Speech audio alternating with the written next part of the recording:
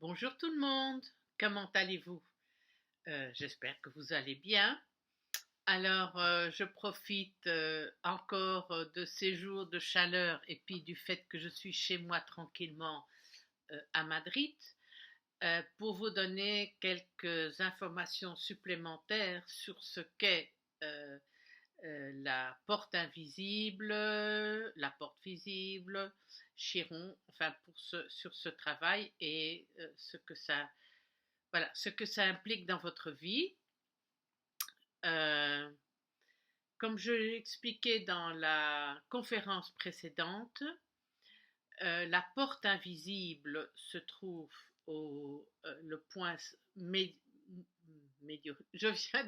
Excusez-moi, je viens d'enregistrer en espagnol. Alors bon, le point milieu qu'il y a entre Uranus et Saturne.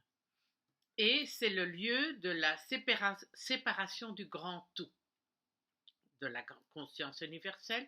On quitte le macrocosme pour entrer dans le microcosme.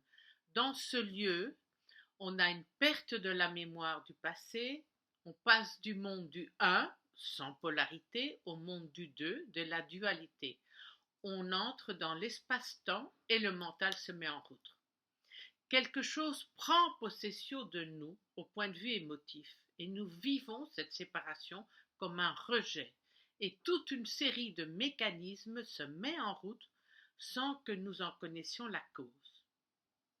Nous disparaissons de notre conscience, ce qui rend notre vie incertaine. Cette incertitude alimente notre douleur existentielle. Quand nous sommes conscients de cette incertitude, on est en passe de résoudre cette douleur. Il faut d'abord reconnaître cette absence de nous-mêmes et savoir qu'elle n'est pas éternelle. Sortir de nos croyances pour voir ce qui est. La porte invisible est comme une plaie béante, un grand vide, tel une sangsue. C'est comme un organisme vivant qui nous suce notre sang, ce sang qui véhicule notre âme. Elle pompe notre énergie psychique. Dans le signe et la maison où elle est, cette sangsue absorbe notre conscience. Il faut donc prendre conscience de ce dont elle nous prive. Nous rendons les autres responsables de nos problèmes, de nos déboires dans la porte invisible. Chaque fois que nous agressons les autres, nous entretenons la blessure. Nous sommes l'hôte du mal, qui nous reviendra sous forme de choc en retour. Il en est de même pour chaque acte et parole prononcé dans la porte invisible, qui sollicite notre plus haute conscience et notre responsabilité, dont la clé se trouve dans la sagesse de Chiron. La dynamisation de sa maison nous permet de nous libérer de la tentation de parler des absents liés à la maison et au signe de la porte invisible. Mais la porte invisible nous apporte aussi du positif, celui de nous éveiller à la conscience du bien. On s'ouvre au bien dans notre porte invisible et nous pouvons faire beaucoup de bien dans ce domaine. On s'ouvre au bien dans la porte visible et là nous pouvons faire beaucoup de bien dans ce domaine. La porte invisible est le lieu où nous rencontrons notre parasite, notre non-soi. Nous pouvons voir les effets et nous y rencontrons le non-soi des autres, y faire des expériences, y traiter des parasites intérieurs et extérieurs et ceux de l'autre dimension lorsqu'ils nous contactent. La porte invisible est une lésion bien définie, mais démesurément douloureuse, où on aboutit à une blessure psychologique totale, une émotion qui terrasse l'être tout entier et qui entraîne une perte de conscience dans ce domaine. Quand une planète se trouve dans la porte invisible, en conjonction ou en aspect dissonant, elle participe à la destruction de notre psyché. Notre porte invisible nous montre comment, et à partir d'un incident particulier, qu'on ne peut pas prévoir ou définir par la seule astrologie. Amplifié de manière exagérée, cet incident, nous arrivons à mettre en place un mode de fonction psychique qui va se généraliser à toute notre vie. Nous défermons les choses dans notre porte invisible. Nous ne voyons pas la réalité de notre douleur. En avançant vers la porte visible, la vie nous apparaît beaucoup plus réelle.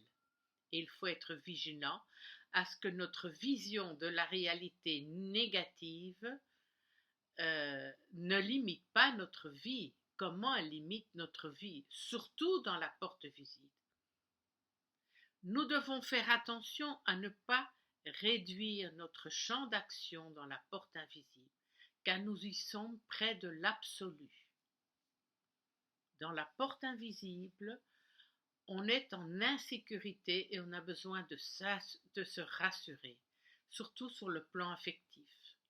Ce besoin de sûreté nous l'a fait combattre et il nous faut apprendre à la connaître et cesser de la combattre. C'est Chiron qui va nous aider à franchir le seuil de nos errances et nous guide pour augmenter nos capacités et tendre vers notre verticalité.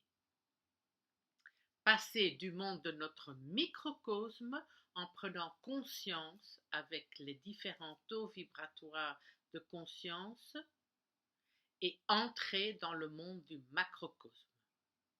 Le contact avec Chiron se fait si nous lui portons intérêt. Alors, il nous aidera. Nous ne pouvons pas laisser passer la chance de développer le signe où il est, la maison et les aspects qu'il fait dans le thème. Il faut opérer des actes intérieurs. Dans la porte invisible, nous devons accepter la solitude, être seuls à nous-mêmes et à notre conscience morale. On ne peut se connecter avec Chiron qu'à l'octave de notre lecture supérieure, notre soi. Notre taux de conscience de notre porte invisible actuelle correspond à celui de la porte visible passée, parce que la loi cosmique est la loi du juste. Qu'est-ce que la porte visible ? Elle est la voie de notre véritable guérison et le lieu de notre libre arbitre qui ne peut opérer que s'il y a une volonté consciente. Le moi et le soi qui se trouvent divisés dans la porte invisible sont réunis dans la porte visible et fonctionnent ensemble. La porte visible invite à un discernement continuel, une vigilance constante, nous entraînant dans l'intention impeccable du guerrier. Dans la porte invisible, nous devons voir la réalité de ce qui est, reconnaître nos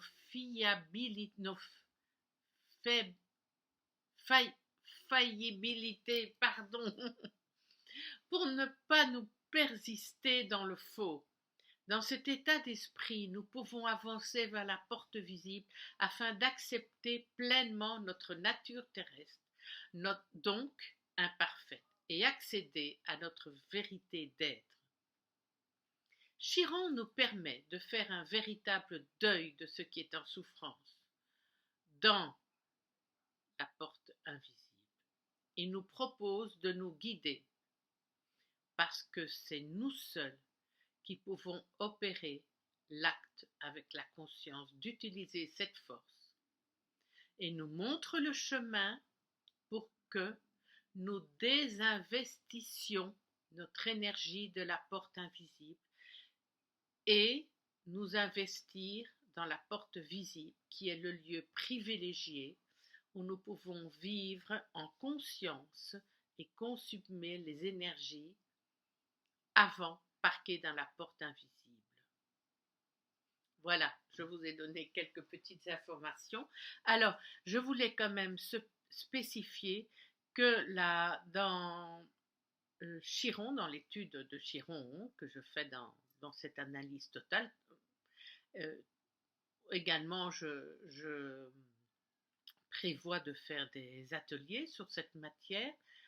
Dans l'analyse de Chiron, j'explore aussi la blessure de Chiron. Beaucoup d'astrologues parlent de Chiron et souvent parlent de sa blessure. Bon, bien sûr, c'est important de la connaître. Je rappelle que quand on prend conscience de sa blessure, quand on vit avec Chiron, on fait monter son taux de conscience, son niveau de conscience et son taux de vibration. Quand on vit une prise de conscience à travers un frottement dans la maison, le signe dans lequel se trouve Chiron dans notre thème, ça nous permet de vivre une prise de conscience fulgurante et de nous mettre automatiquement en conscience et en contact avec son potentiel. À partir d'ici, il peut opérer et nous permettre de prendre conscience de ce qui se passe dans notre porte invisible, d'y faire monter le taux de vibration afin de pouvoir mieux nous développer et nous incarner dans la porte visible. Voilà, je vous remercie beaucoup de votre attention. Je ferai encore d'autres conférences sur le thème, je développerai un peu plus Chiron. Et également, je ferai des petites conférences sur la lune noire et l'élite, la lune noire. Je sais qu'elle est beaucoup plus connue, mais j'ai mon point de vue qui est beaucoup plus jungien sur... bon, j'ai mon point de vue, chaque astrologue a son point de vue, et tous les études des astrologues sont bonnes à écouter. Et bon, voilà. Alors, si vous nous écoutez tous, vous allez avoir une bonne vue d'ensemble. Je vous embrasse très très fort. Je vous souhaite une très belle journée. À bientôt. Au revoir. Ah oui, quand je partagerai mon point de vue sur la lune noire dans une petite conférence, j'y ajouterai aussi une méditation qui nous permettra de rentrer en contact ou de mieux sentir notre propre Lilith et de prendre contact avec nos ancêtres, enfin, ou bien l'archétype maternel de notre arbre généalogique, mais l'ombre de notre archétype maternel, qui a un impact sur notre vie quotidienne. Voilà, au revoir, à bientôt.